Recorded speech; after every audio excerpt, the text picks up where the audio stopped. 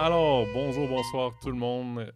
J'espère que vous êtes bien où vous êtes. Je suis Alexis, votre animateur de La Tête à Papineau, et aujourd'hui, épisode bien spécial, 35e épisode déjà de ce podcast de Bistro Brain.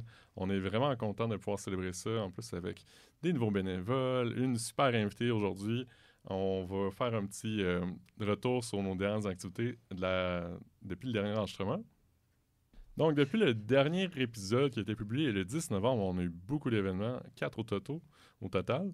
Donc, 15 novembre, on avait le deuxième événement de la programmation à Trois-Rivières, Psychologie, à la Chaise-Galerie. Et cette fois-ci, ça a été un record pour Trois-Rivières. 80 personnes et même 100% des personnes qui ont répondu au sondage d'appréciation nous ont dit avoir une très bonne expérience. Donc, good job les gens de Trois-Rivières, on pense à vous, Gabriel, Mathilde et compagnie. 22 novembre, deuxième événement à Montréal, les biais cognitifs dans l'univers numérique en collaboration avec Raccourci, troisième édition de la collaboration. Raccourci, on veut remercier encore une fois la plus ancienne collaboration avec Bistro Brain. Et ça a été vraiment enrichissant, là, notamment parler des biais dans l'intelligence artificielle et tout ce qu'on peut voir avec les stéréotypes également qui sont présentés dans ces bases de données. C'était maintenant au Saint-Houblon, Côte-des-Neiges. On vous invite à s'y rendre pour les prochains événements. Et dans le futur, on n'y est pas encore, nous, parce qu'en ce moment, on se parle, on est exactement le 6 décembre. Donc, 13 décembre, dans le futur, on vous laisse nous partager vos appréciations. On va voir notre dernier événement de l'année, communication scientifique pour le grand public au Boc-et-Bière à Sherbrooke. Et cette fois-ci, c'est une troisième collaboration, encore une fois, avec le Centre de compétences Recherche Plus. On va avoir des présentations de tout horizon, un format 5 minutes cette fois-ci. Et bien, pour ceux qui ne pouvaient pas y être, on vous invite encore une fois à nous consulter sur notre page, notre chaîne YouTube, où tous nos événements sont disponibles en rediffusion. Aujourd'hui, pour La Tête à Papineau, épisode 30, on va voir tout d'abord une chronique avec Loïc. Bonsoir Loïc. Bonsoir. Tu nous parles de quoi ce soir? De musique et de la mémoire. Splendide, on entend ça. Et en entrevue, on a Gaëlle qui va être l'intervieweuse et Catherine Bolduc qui va être l'interviewée. Comment allez-vous ce soir? Ça va bien, merci. Ça va très bien. Merci d'être avec nous. Donc, on commence dès maintenant avec la chronique de Loïc. Bonjour à tous, aujourd'hui j'ai le plaisir de faire ma première chronique pour le podcast. Alors pour commencer, il fallait choisir le sujet. Je me suis dit, Loïc, parle de quelque chose que tu aimes. Alors j'ai tout de suite commencé, bille en tête, en bon fanboy, Warhammer. Après avoir fini mon premier draft, je me suis rendu compte que ça durait 7h48. Je me suis dit, non, quand même, ça va pas. Je parle que de Gork, le dieu orc brutal mais vicieux, et de Mork, le dieu orc vicieux mais brutal. Alors je me suis dit, bon, il faut une solution. Alors qu'est-ce que j'ai opté? J'ai opté pour une solution beaucoup plus simple, la musique. Alors je pense qu'ici dans la salle on écoute tous de la musique, on a tous un petit groupe qui nous tient à cœur. Ben oui, tout à fait, voyons. Quel est ton petit groupe préféré? Ah, mon petit groupe préféré. Je pense que ce temps-ci, je réécoute beaucoup l'album de Cri, artiste québécois électronique, qui s'appelle Miracle. Deuxième album déjà. Okay. Inconnu au bataillon, j'avais écouté ça. Recommandation musicale de la soirée. Moi, pour ma part, ces temps-ci, je suis dans le Charlotte Cardin. Inconnu au bataillon, c'est Il n'y a quasiment pas de jugement dans ce rire-là. Hein? C'est moi, la chanson québécoise, je suis désolé. aussi, j'en écoute aussi, mais je dirais que mon groupe présentement, Clay and Friends, j'aime beaucoup ces temps-ci. Finalement, on est tous dans le québécois, pauvre Loïc. Hein? Ah ouais, moi c'est Metallica. Hein, alors, oui, on connaît bien au karaoké pour ça. Donc pour le thème de la musique, j'ai pu voir passer donc un article très très récent donc du mois d'octobre qui nous parle de mémoire et de musique, plus particulièrement de la formation de la mémoire, de souvenirs et l'impact que la musique applique lors de la création de ces dernières. Donc dans leur travail, les auteurs McClay de l'Université de Californie, Sachs and Clayway de l'Université de Columbia nous présentent leur étude sur l'influence de la musique lors de la formation de mémoire. L'idée est que si le temps est un flux continu, la formation de nos souvenirs, elle ne l'est pas. On vient former des épisodes un peu comme une série qui, eux, appellent la segmentation d'événements. Dans un premier temps, on a la création d'épisodes individuels, intégrés et liés ensemble, et un second qui vient séparer les souvenirs à mesure qu'ils deviennent de plus en plus vieux. Or, les deux entrent en conflit. D'un côté, on va chercher donc à lier les souvenirs, et de l'autre, à les séparer.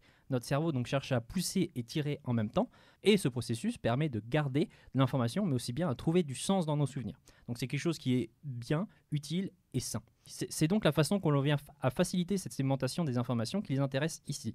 Alors il y avait déjà eu des précédentes études, comme celle de Radvansky et Sachs de l'Université de Notre-Dame et de Saint-Louis, qui sont intéressés à comment traverser une porte, alors dans le sens d'un changement de contexte, mène à une séparation de la mémoire, mais aussi de tout ce qui est simplement un impact de l'environnement extérieur. Pour ce qui est de l'environnement intérieur, le soi, il a déjà été démontré que c'est lors d'émotions fortes que les souvenirs formés sont les plus forts dans la mémoire. On peut prendre par exemple dernièrement le concert le Eras Tour de Taylor Swift. Et donc nos chers auteurs, ils se sont dit, c'est bien tout ça, mais dans notre environnement intérieur, si ça fluctue nos émotions, ça a quoi sur la formation de la mémoire? Ça fait quoi comme impact? Donc avant de discuter de leurs résultats, je tiens juste à aborder la façon dont ils ont choisi de mener leurs expériences. Car pour moi, qui ne suis pas du milieu de la psychologie, j'ai trouvé ça très intéressant. Alors, avant de faire quoi que ce soit, ils ont engagé des compositeurs afin de créer des morceaux de musique qui se devaient de transmettre des émotions particulières étant la joie, la tristesse, / dépression, l'anxiété et la nostalgie, donc, et à différentes intensités. Alors, détail que j'ai trouvé aussi intéressant, c'est que pour les conditions de création, chaque morceau se devait d'avoir le même tempo et seulement les instruments devaient changer. Donc, ils avaient le droit uniquement au violon, à la guitare, au piano et au violoncelle.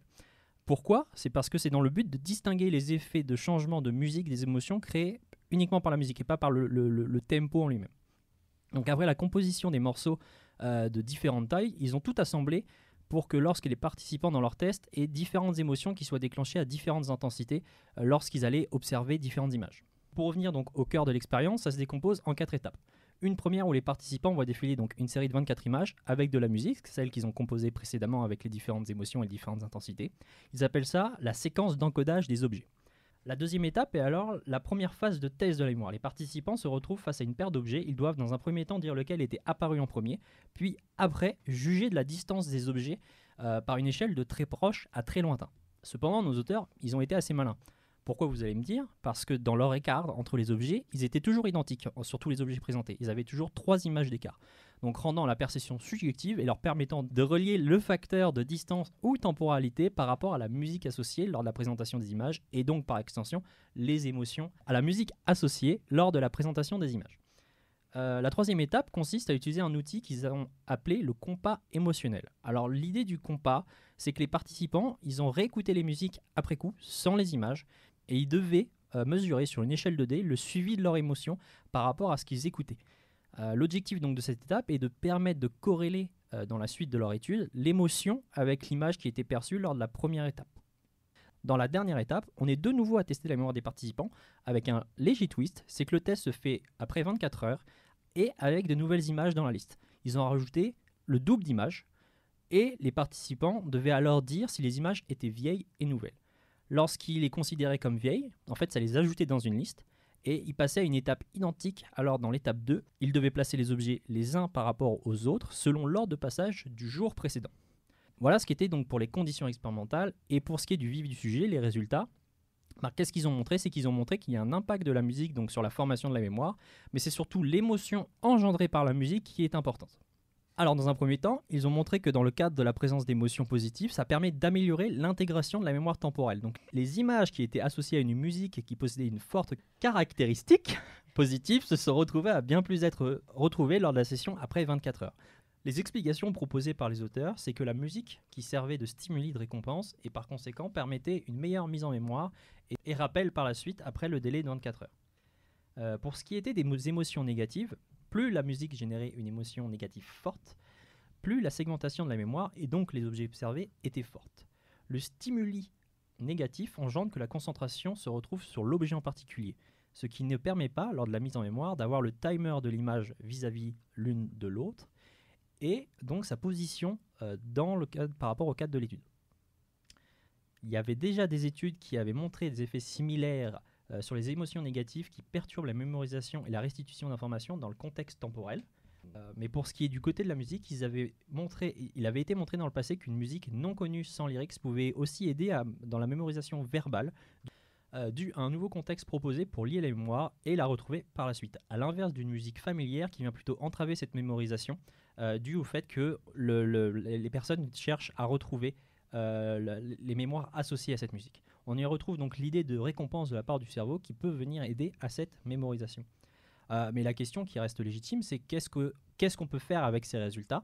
Les auteurs l'ouvrent sur la possibilité d'aider dans les cas de stress post-traumatique ou d'autres psychopathologies qui sont une désorganisation de la mémoire et ou de problèmes de segmentation afin de proposer des traitements adaptés. Leurs travaux ouvrent aussi sur la possibilité de l'utilisation de la musique dans le cadre de l'éducation. Je ne sais pas si vous avez des questions, si j'ai bien été clair au niveau du sujet. Est-ce que ça fait que, d'après toi, étudier, mettons, avec de la musique sans parole, ça pourrait aider les étudiants à mieux mémoriser, en fait, le contenu de leur cours? Alors, de ce que je comprends de l'étude, oui, j'aurais tendance à te donner oui comme réponse. Après, il faut, comme je disais à la toute fin, c'est que c'est de la musique, c'est une musique non familière. Une musique non familière sans parole aide à lier la mémoire parce que tu crées un nouveau contexte. Et par ce nouveau contexte, tu vas arriver plus facilement à venir accéder à ta mémoire d'après les études qui ont été faites. C'est quand même intéressant. Plutôt. Mais toi, dans le fond, t'écoutes la bande sonore de Warhammer ou... Non, plus du métal et tout, mais plus du métal, mais ça me dérange pas pour retenir mes cours. Ben, parfait, merci beaucoup Loïc pour la chronique. Écoute, on espère pouvoir mieux mémoriser en cette fin de session nos notions d'examen. Donc, on va passer à une petite pause. On se retrouve au retour pour une excellente entrevue avec Catherine Moduc et Gaël.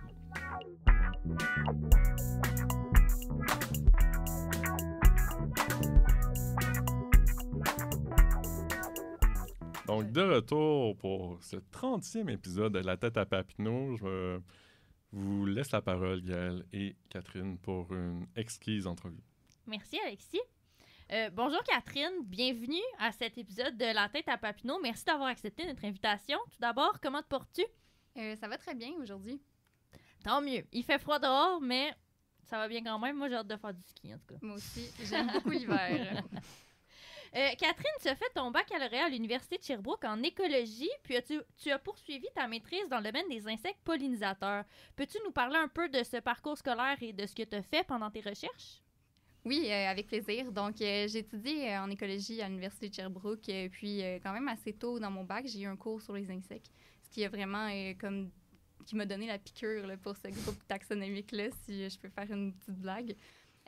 Puis après, j'ai tous mes stages que j'ai faits via le régime coop, je les ai faits en lien avec les insectes le plus possible. Donc, j'ai pu participer à des projets de recherche en lutte intégrée. J'ai aussi pu participer à des projets sur la pollinisation, etc. Donc, beaucoup d'axes de recherche différents avec les insectes. Puis, ça m'a beaucoup motivée à faire une maîtrise dans ce domaine-là. Justement, mon dernier stage, j'étais en pollinisation, puis j'ai continué là, avec un labo qui était connexe à celui que j'ai fait mon stage.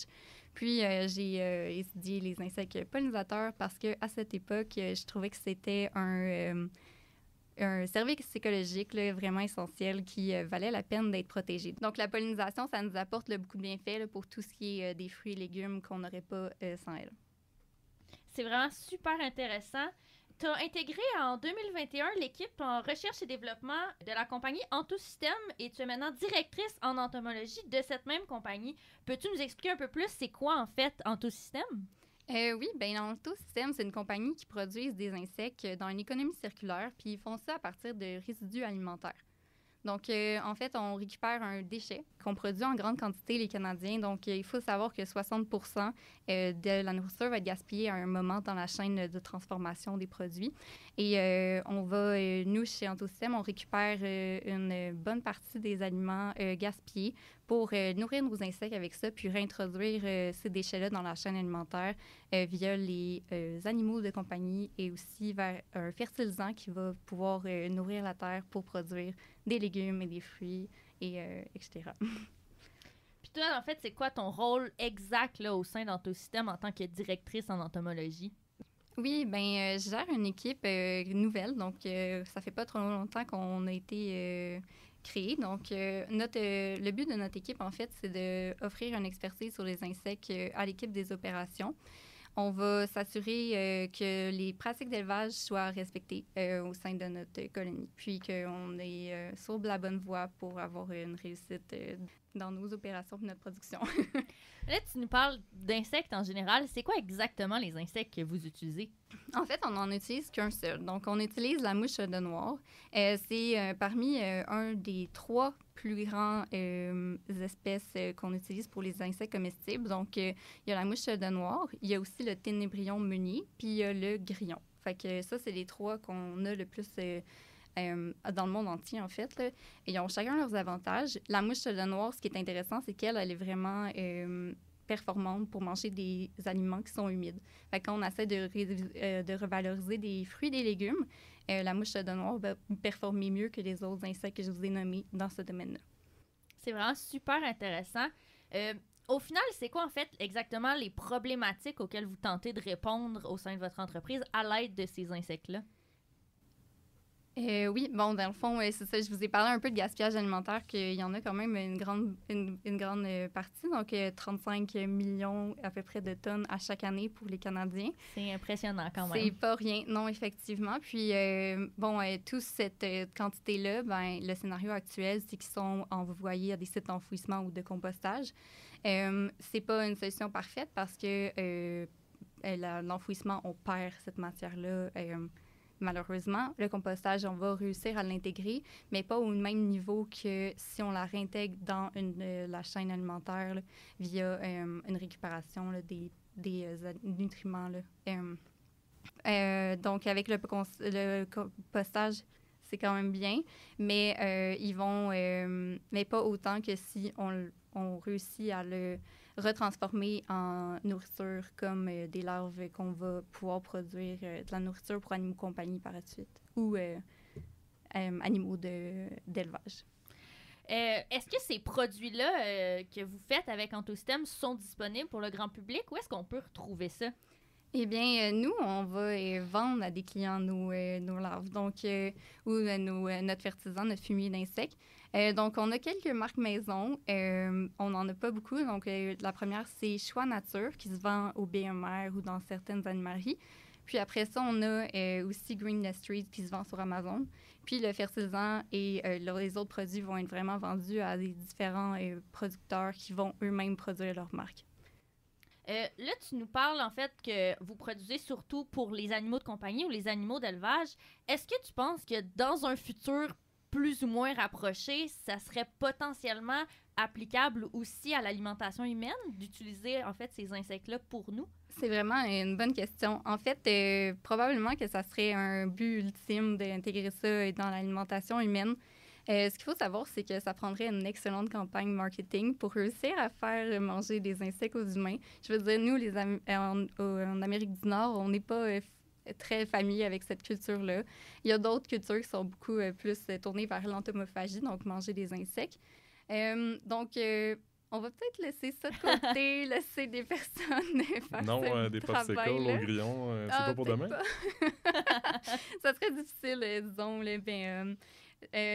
On se concentre vraiment sur les animaux comme soit des poissons ou encore des poules ou des animaux de compagnie, chats-chiens, parce que en fait, eux, ils n'ont pas vraiment besoin d'être convaincus parce que déjà, ils vont goûter puis ils vont aimer ça, manger des insectes. Donc, puis, il faut savoir que quand même, ça représente une grande partie. Là, juste pour titre de comparaison, aux États-Unis, il y a à peu près 2 foyers sur 3 qui ont des animaux de compagnie chez eux. 40% environ ont des chats et des chiens.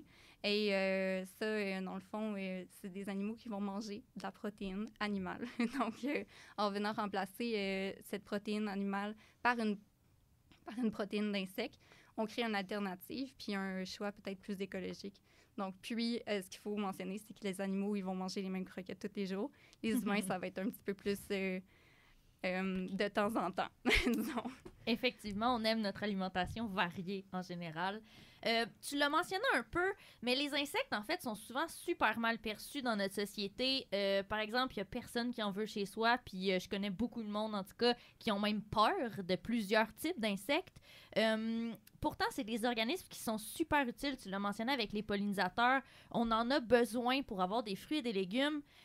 C'est ça. Donc, sans beaucoup d'insectes, il y a beaucoup d'écosystèmes qui s'effondreraient. Ma question, c'est comment est-ce que votre entreprise gère-t-elle cette vision négative des insectes par la société? On va essayer de créer un peu un engouement du même style que pour les abeilles. Là. Je veux dire, les abeilles, on a vraiment beaucoup misé sur son rôle écosystémique de pouvoir continuer à polliniser les plantes et d'offrir des fruits et des légumes aux gens, dans le fond, aux humains. C'est un peu le même contexte. Donc, on a vraiment un nouveau terme qui a été créé, c'est les entomotechnologies. Donc, un peu comme les biotechnologies, mais c'est vraiment d'utiliser des technologies, des solutions innovantes qui vont mettre les insectes de l'avant pour créer pour répondre à des problématiques de société. Donc, nous, c'est un peu comme de cet angle-là que je verrais qu'on pourrait faire aimer les mouches aux humains.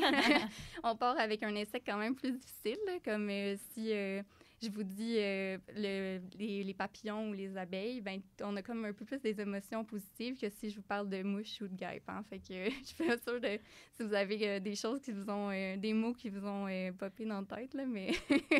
On les imagine pas très loin des fermes. Non, c'est ça, exactement, mais...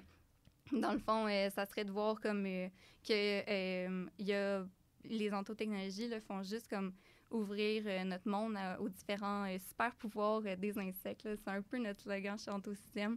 Puis de comprendre qu'on a vraiment beaucoup à apprendre d'eux, puis de potentiellement les intégrer dans d'autres technologies. Il y a comme à peu près peut-être 5 millions d'insectes, là, donc plusieurs qui restent à découvrir. Il y a beaucoup de technologies ou de procédés qui peuvent découler de ces insectes-là. Effectivement, il y a encore beaucoup à faire pour en apprendre plus sur nos insectes. Mais écoute, merci Catherine. C'était une entrevue vraiment enrichissante. Ça nous a permis à tous d'en apprendre un peu plus sur les insectes, mais surtout de démystifier leur rapport à notre société. Selon toi, quelle est la place que devrait avoir la vulgarisation scientifique au Québec? Je crois qu'elle devrait avoir plus de place. Et moi, j'adore la science, puis j'aime beaucoup la vulgariser aussi, puis d'en apprendre davantage. Il y a plein de sujets que je ne deviendrai jamais expert, donc la vulgarisation là, vient vraiment répondre à un besoin pour moi. Moi, j'ai été intéressée par la science, par l'émission Découverte, donc je suis super partante pour qu'il y ait plus de ce genre d'émissions-là. C'est une bonne réponse. Moi, je me permettrais une question bonus, là, puis on n'est pas obligé de la mettre dans le montage, là, mais tu parles de vulgarisation. Je pense qu'on a oublié de mentionner que tu avais présenté à Bistro Brain en avril 2021 à l'événement Environnement. De quelle façon est-ce que ton bagage au sein d'un projet de communication comme redorer un peu l'image des insectes a pu se trouver de l'utilité? Dans le fond, tu fais le lien avec le premier Bistro Brain, comment ça l'a aidé? Oui, mais de quelle façon, mettons, déjà avoir pris la parole en public pour parler des problématiques entourant la pollinisation puis le rôle des insectes dans l'environnement. Avec ce premier pas-là, est-ce que tu en retires quelque chose dans ton travail aujourd'hui? Oui, ben moi, tous les jours, je dois expliquer les insectes. Comme je vous ai expliqué, mon équipe, c'est vraiment d'offrir une expertise sur les insectes là, à travers toute la recherche et développement qu'on a fait. Donc, tous les jours, j'explique à mes collègues qui sont des ingénieurs, des gens de maintenance, des opérateurs, pourquoi on fait telle chose pour nos insectes. Fait que j'imagine que oui, vraiment venir... avoir des bases en vulgarisation scientifique, ça l'aide quotidiennement dans mon travail. Splendide, merci. Donc, merci une fois de plus, Gaëlle et Catherine, pour cette belle entrevue et Loïc pour ta belle chronique sur la mémoire et la musique. On remercie également toute l'équipe, y compris notre responsable à l'édition, cet épisode, Julie Douchin, qui est la doyenne, j'ai entendu dire, à la radio étudiante de CEFAC, comme animatrice. Donc, on te redonne tes lettres de noblesse. Et bien, on vous invite à nos prochains événements d'ici la publication de l'épisode 31 qui va avoir lieu le 16 février. Donc, on a plusieurs événements. 4 au total, encore une fois. 10 janvier à 17h, Technologie du futur à Sherbrooke en collaboration avec CSG, les cycles supérieurs en génie. Et cette fois-ci, encore une fois, au Boc-et-Bière. Le 25 janvier à 18h, Économie circulaire à Montréal, au Saint-Toulon, Côte-des-Neiges, en collaboration avec le réseau de recherche en économie circulaire du Québec. Le 31 janvier, 17h30, Santé à Trois-Rivières à la Chasse-Galerie. Ce sera également le 100e événement de Bistro Brain. Oh Donc, my God. spécial en primeur. Il y aura une consommation gratuite pour toutes les personnes présentes. On fait un petit cadeau à l'auditoire qui est là, événement après événement. Et en terminant, 14 février pour la Saint-Valentin, événement thématique sexualité à Sherbrooke au Boc-et-Bière en collaboration avec la professeure Audrey Brassard. Donc, que dire, quelle thématique pour la Saint-Valentin? Venez avec votre date, ça va être vraiment toute une belle soirée festive. On va parler de science, d'amour, de relations conjugales et, bien sûr, de sexualité. Donc là-dessus, on vous remercie extrêmement pour votre attention, cher public, et on vous invite à parler de nous à un de vos amis. Et là-dessus, une excellente séance.